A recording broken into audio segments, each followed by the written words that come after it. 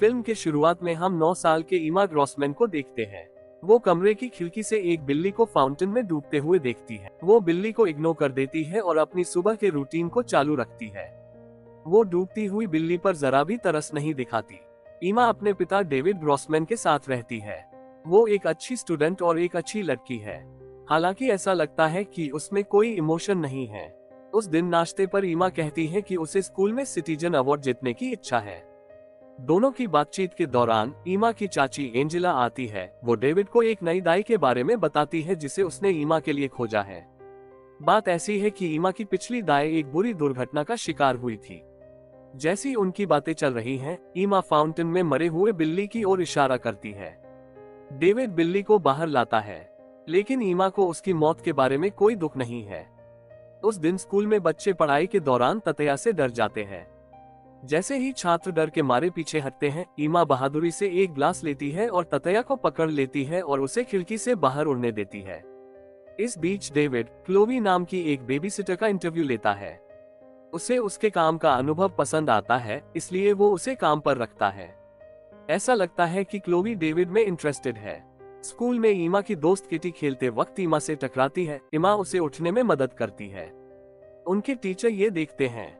उन्हें ऐसा लगता है कि ईमा अवार्ड जीतने के लिए दयालु बनने की कोशिश कर रही है। उस रात ईमा आईने के सामने मुस्कुराने की प्रैक्टिस करती है।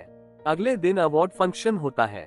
डेविड ईमा को कपड़े पहनाता है और उसे स्कूल ले जाता है। जब टीचर अनाउंस करती है कि माइलो ने सिटीजन अवार्ड जीता है, तो सभी पेरेंट्स और स्टूडेंट उसका अभिनंदन करते हैं।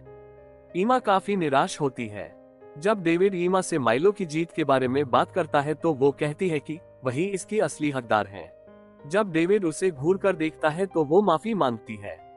कुछ समय बाद, जब कोई नहीं देख रहा होता है, ईमा माइलो को पास में एक चट्टान दिखाने के लिए ले जाती है। जब माइलो लौटने का सुझाव देता है, ईमा उसकी ओर चलती है। उस समय क्या हुआ पता नहीं चलता। बाद में जब माइलो के पेरेंट्स ने उससे पूछा कि क्या उसने उसे देखा है, तो वो झूठ बोलती है और कहती है कि उसने बोन फायर के बाद से उसे नहीं देखा है। अचानक 2 लड़कियां मदद के लिए चिल्लाती हुई कहीं से दौड़ती हुई आती हैं। सभी पेरेंट्स यह देखने के लिए भागते हैं कि माइलो एक चट्टान से गिर गया है और समुद्र में डूब गया है।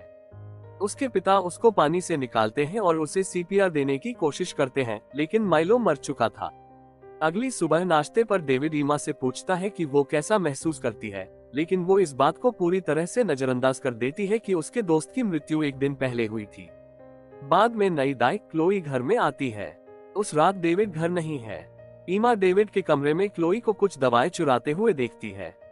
बाद में जब वे फिल्में देखते हैं, ईमा उसे दवा के बारे में बताती है। ईमा वादा करती है कि अगर क्लोई उसकी बात मानेगी, तो वो डेविड को नहीं बताएगी। ईमा उसे एक आइसक्रीम लाने का आदेश देती है। क्लोई समझ जाती है कि ये बच्ची काफी शातिर है, लेकिन उसे आइसक्रीम दिलवाती है। अगले दिन माइलो का मेमोरियल है। समारोह के बाद ईमा को छोड़कर हर कोई रो रहा है।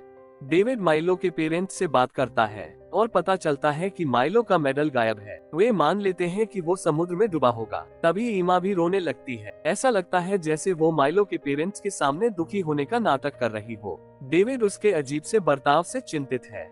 जब वो दूसरे दिन कपड़े लगाता है, तो वो देखते हैं कि ईमा के गद्दे के नीचे माइलो का मेडल छिपा हुआ है। डेविड अवार्ड के दिन की तस्वीरों को देखता है और ईमा कई तस्वीरों में माइलो को घूरता हुआ पाता है। उसे शक है कि उसकी मौत का ईमा के साथ कुछ लेना देना है। उस दिन बाद में ईमा की टीचर एलिस और एक पुलिस अधिकारी माइलो की मौत के बारे में बात करने के लिए डेविड से मिलने जाते हैं। एलिस का कहना है कि किसी ने उसकी मृत्यु से पहले ईमा को माइलो के साथ चट्टान पर देखा है। ईमा दरवाजे से उनकी बातचीत को सुनती है। वो उनको बात करने से रोकने के लिए सीढ़ी से गिरने और खुद को चोट पहुंचाने का नाटक करती है। ये देखकर कि ईमा को चोट लगी है, श्रीमती एलिस और अधिकारी निकल जाते हैं। ईमा के घाव की देखभाल करते हुए डेविड ने उससे पूछा कि क्या वो क्लिफ में माइलो के साथ थी, लेकिन ईमा इनकार करती है। जब वो खुलासा करता है कि एलिस ने कहा कि ईमा थी, ईमा गुस्सा हो जाती है। अगले दिन क्लोई डेविड के नजदीक जाने के लिए उनके बगल वाले स्टोर रूम में जाती है, जहाँ डेविड काम कर रहा है।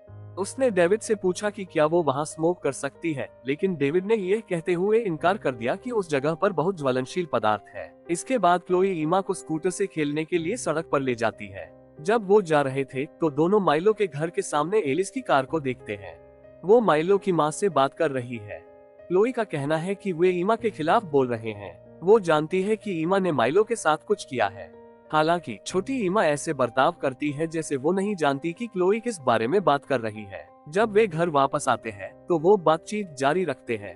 क्लोई ईमा से कहती है कि अगर उन्हें पता चल गया कि माइलो के साथ क्या हुआ है तो वो ईमा को बिजली के झटके देके मार डालेंगे। यह सुन ईमा डर जाती है, लेकिन वो अभी भी कोई राज नहीं खोलती। बाद में उस दिन क्लोई घर के चारों ओर ईमा की तलाश कर रही होती है। तब हम ततया के छत्ते को देखते हैं जो आउटहाउस की छत में था। फिर हम एलिस को माइलो के घर से निकलते हुए देखते हैं।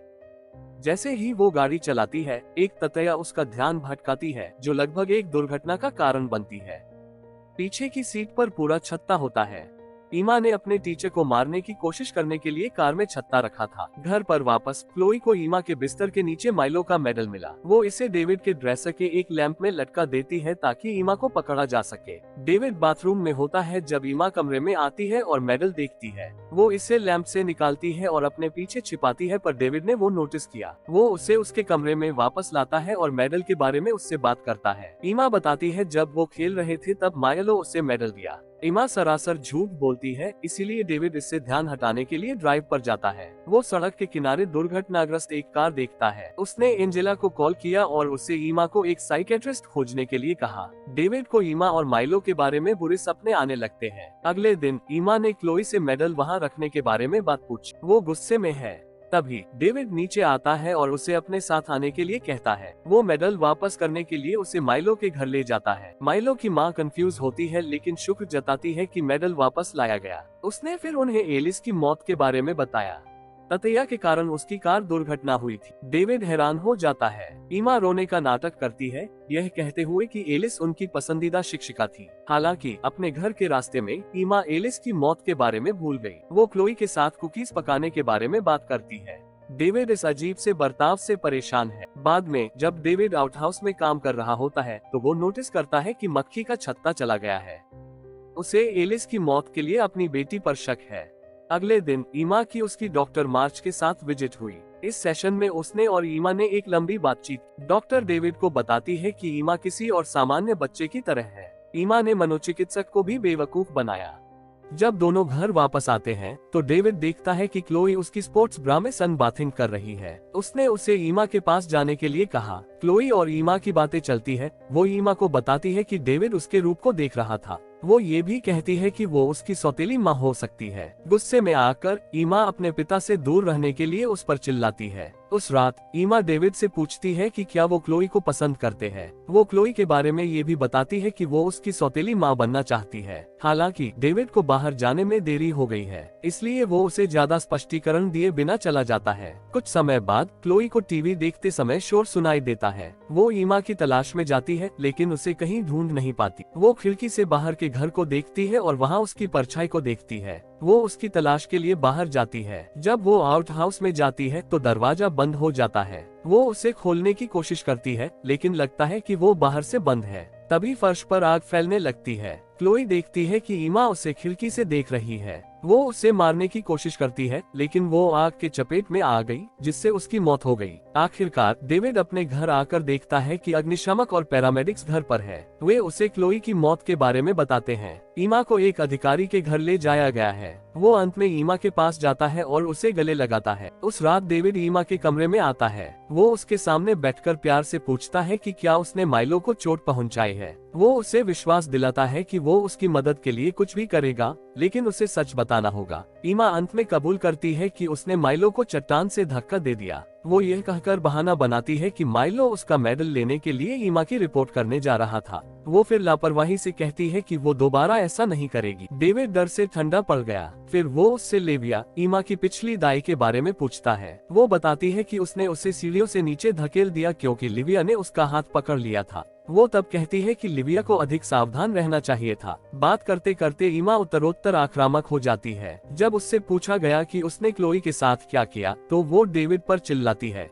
और कहती है कि क्लोई उसकी सौतेली माँ बनने की कोशिश कर रही थी। डेविड चिंतित है। उसे विश्वास ही नहीं हो रहा था कि उसकी छोटी सी बेटी इतना घिनौना अपराध कर सकती है। अगली सुबह शहर का शेरिफ डेविड को फोन करता है और कहता है कि वो ईमा से मिलना चाहता है। हालांकि डेविड उसके बीमार होने का बहाना बनाता है। फिर वो उसे दूर अपने लेक हाउस में ले जाता है। उनका मैनेजर उनका स्वागत करता है। बाद में शेरिफ डेविड को कॉल करता है और कहता है कि आग जानबूझकर लगाई थी, लेकिन वो नहीं जानते कि आग किसने लगाई। अपनी बेटी के फंसने की आशंका से वो चिंतित है। डेविड के पास घर में एक बंदूक है। वो इसे देखता है और सोचता है कि क्या वो इस स्थिति को हल करने के लिए इसका इस्तेमाल कर सकता है। अगले दिन जब डेविड सो रहा होता है तो ईमा उसके कमरे में आती है और उसे चूमती है। वो अपने पिता को मारने की कोशिश में सभी खिड़कियां बंद कर देती है और सभी गैस स्टोव चालू कर देती है। ईमा तब झील के पास जाती है और वहीं रहती है। तभी डेविड जाग जाता है और घर में भर रही गैस को सूंघता है। वो झट से खिड़कियां खोल देता है और गैस बंद कर देता है। वो ईमा को झील के पास देखता है और जान जाता है कि उसने उसे मारने की कोशिश की है।